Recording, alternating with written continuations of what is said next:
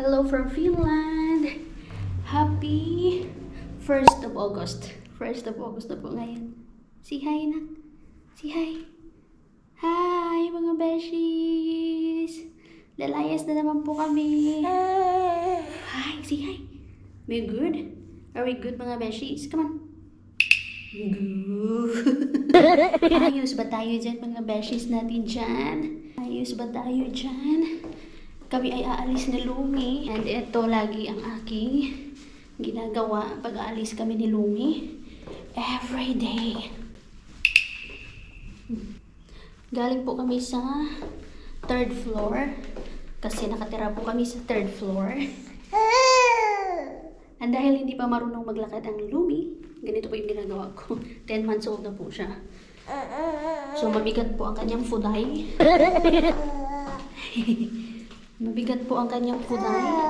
Yes. 9 kilos na yata si Lumi. Hindi ko alam kasi yung last check-up niya or last pedya niya was when she was 7 months old. Oo, 7 months old. And then the next pedya niya will be at 1 year old. And that is 1 month from now. 1 year old na po ang aming little princess. So yan po yung ginagawa namin dyan. Yan, kasi wala po kaming lift. Itong bahay na to, yung kasi nakatira po kami sa apartment. Meron lang po siyang 3 floors and wala po siyang lift.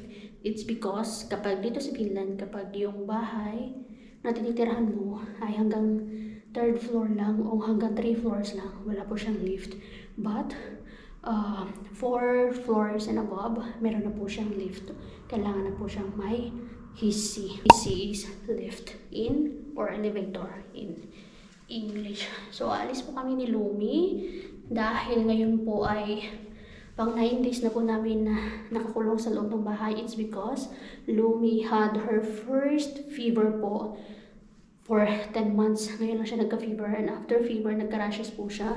Meron po siyang rashes but nawala na po siya unti-unti. Ayan. And of course, bilang nanay, bilang first time nanay, yun agad yung talaga matataranta ka. So, her fever o yung umabot pa ng 39.2 and then hindi po siya bumababa ng 37 for 4 days. But thank you Lord kasi gumaling na po siya. But yun nga lang, after niya magka-fever ng 4 days, nagka-rashes po siya. But it's okay kasi ngayon everything is okay. She's okay. Na-check up na po siya.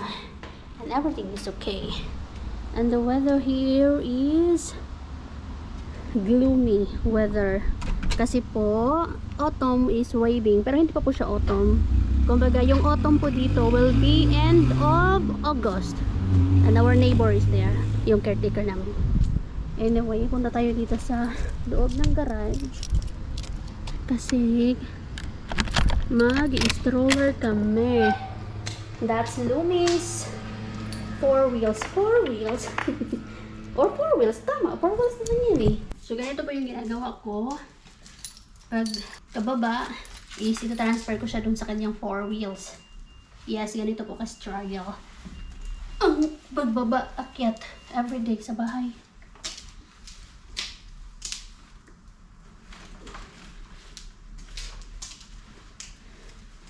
Moy! No. Kami na bus sila.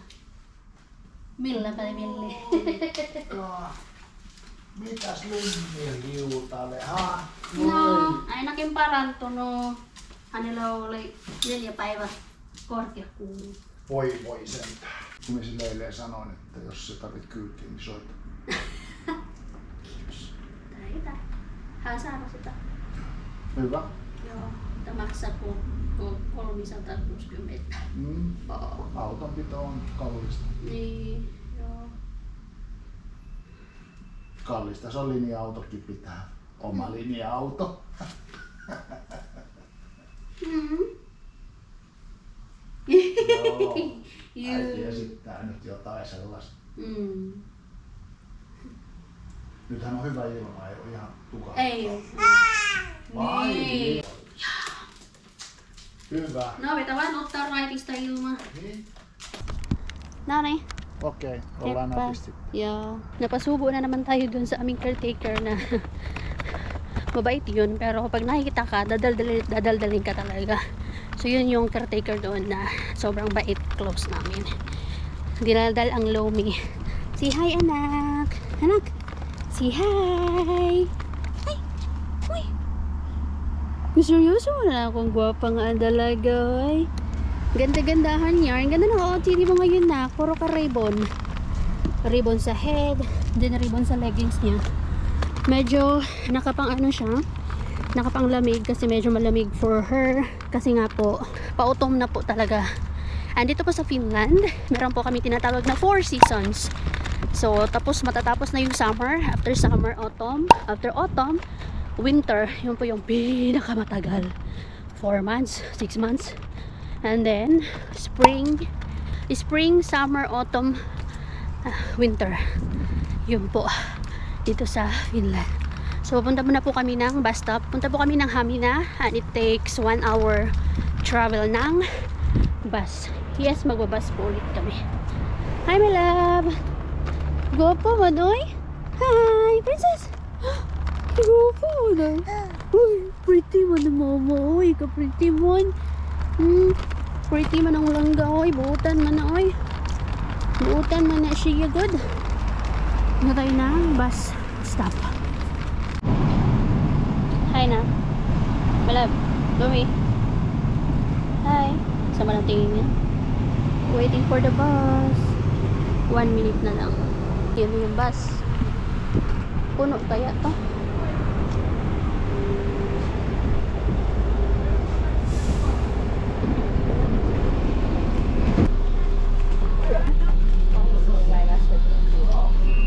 A few moments later. Nakababa na kami ni Lumi ng bus. Di ba na? Nandito kami sa Hamina. This is the small town of Hamina. Ayun, daming tao. Daming tao. Yes po, dito kasi sa Finland, bihira ka lang makakita ng maraming tao. Kapag may mga events lang. So, mayroong tinatawag dito na Hamina Tattoo. But first, bago kami mag-ikot-ikot, mayroong kami pupuntahan sa normal. Meron lang kaming bibilhin. Punta lang kami dito sa normal, which is, mga mumurahin lang yung paninda dito. Not so mumurahin kasi lahat naman mahal eh. Yeah.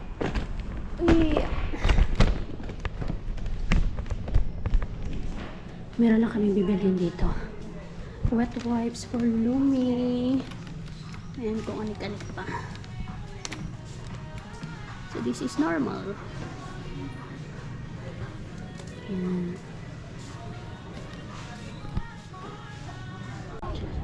Ang tahimik naman ng Hamina Tattoo nila ngayon 2024. Parang walang ganap. Pang third day ngayon. Ay, 29 kasi nag-start 29, 30, 31. Today is first day. Pang third day nga hanggang ano to, August 3. So may mga stall dito, may mga paninda. Pero ang tahimik naman, oy. Event ba talaga to?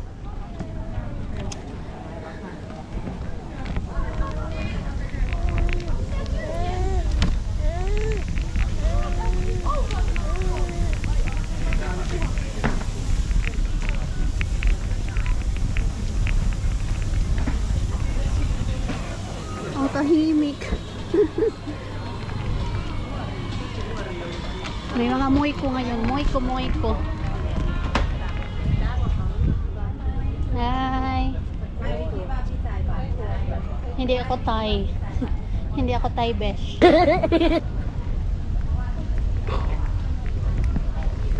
Nandito naman yung ano, mga famous na moiko, yung maliliit na isda. Pero hindi ako bibili. Chilling sila. Ini-enjoy ang huling ano ng summer. One eternity later. Nandito na kami. Kauwi na. At ang Lumibo, hindi talaga natulog. Ay, dapat tulog niya. Nak, bakit hindi ka natulog? Ha, Lumibo? Hindi ka natulog? Kahit sa bus, hindi siya natulog. Siguro pag winter ngayon, tulog na tulog to. Pero napansin ko, lately, kapag nasa labas kami, hindi na siya natutulog. Usually natutulog yan siya. Ngayong summertime lang naman. Pag nag-walking kami, natutulog yan siya. Pero ngayon hindi na. Nagbago na siya. So ito, akit na naman tayo. Kunin ko yung may balon pala akong hiningi. Akala ko yung may ano siya, may helium. Wala pala siyang helium. For Lumi sana ba? Wait lang, ayusin ko lang to.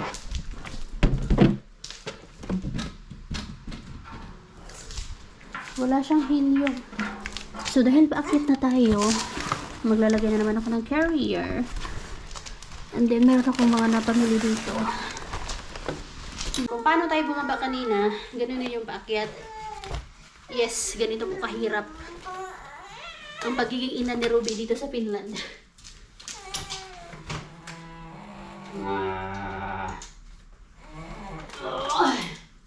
Ay, Diyos ko Lord.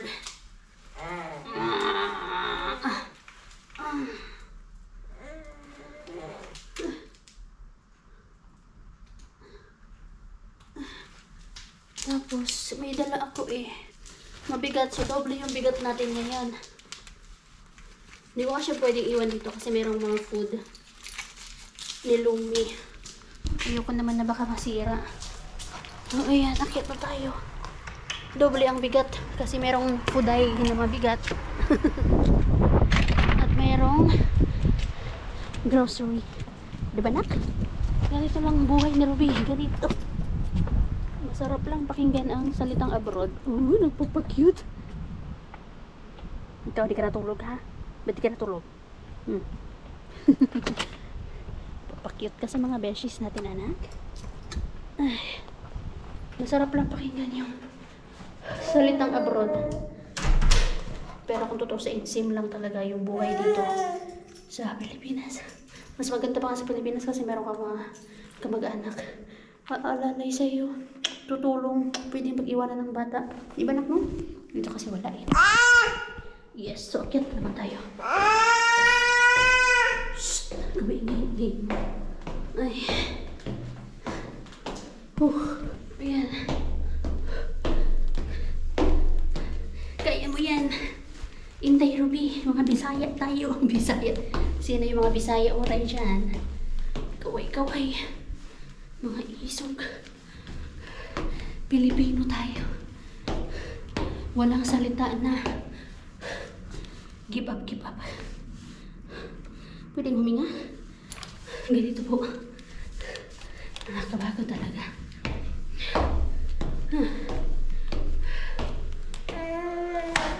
Ay, Lord. Hihingalin ka talaga.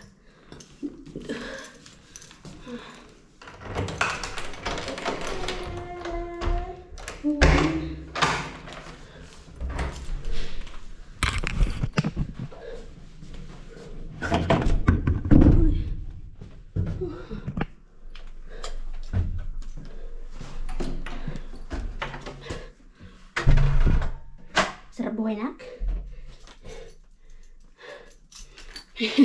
Nakakahingal po talaga ba akyat? Pag may mga friends namin na pupunta dito, walang hindi nagreklamo. Magre-reklamo. Kasi nga, okay lang yung bababa. Ang baakyat. Patulogin ko agad tong Lumi. Inom lang ako ng tubig. Yes, nandito pala yung snacks ni Lumi. Akala ko, nalagay ko to. Yung snack niya. So, nakabili tuloy ako ng bagong snacks niya. Ay. Are we good? Okay. Good mga beshies? Say hi. Say hi. Matutulog na to.